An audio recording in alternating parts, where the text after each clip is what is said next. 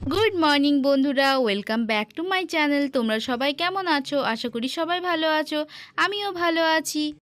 আজ আমি বানাবো মাশরুম কষা। চলো দেখতে থাকো ভিডিওটা, আমার সঙ্গে থাকো।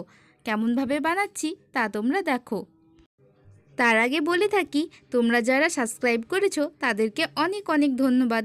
আর যারা এখনও সাবস্ক্রাইব করোনি তারা ঝটপট যেয়ে চ্যানেলটাকে সাবস্ক্রাইব করে নাও।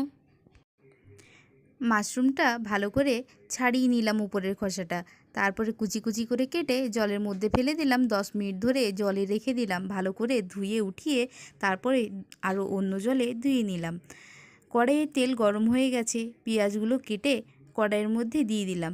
পেঁয়াজগুলো ভেজে নেব, হালকা একটু ব্রাউন কালার এলে ওর মধ্যে দিয়ে দেব নুন, হলুদ, জিরে কুটো, ধনে কুটো, আদা বাটা, সামান্য পরিমাণে কাশ্মীরি লঙ্কা কুটো, সবকটা দিয়ে ভালো করে কড়াইয়ের মধ্যে কষিয়ে নেব। তারপর যখন তেল ছেড়ে আসবে তখন মাশরুমগুলো আমি দিয়ে দেব। খুব সহজেই ঝটপট হয়ে যায় এই রান্নাটা। তো আমি ভালো করে ধুয়ে নিলাম, দেখলে আবার জল পাল্টে ধুয়ে নিয়েছি। এরপর আমি মাশরুমগুলো দিয়ে দেব কড়াইয়ে, তারপর ভেজে নেব।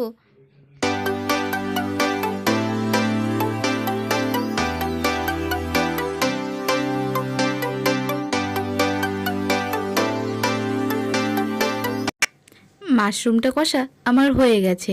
মাশরুমটার থেকে কতটা জল বের হয়েছে দেখো। এই জলটা শুকিয়ে গেলে আমি নামিয়ে নেব। তাহলে রেডি হয়ে গেল আমার মাশরুম কষা। এই রকম ভালো ভালো রেসিপি পেতে আমার চ্যানেলটাকে সাবস্ক্রাইব করবেন। ফিরে আসছি নতুন ভিডিও নিয়ে, ততক্ষণের জন্য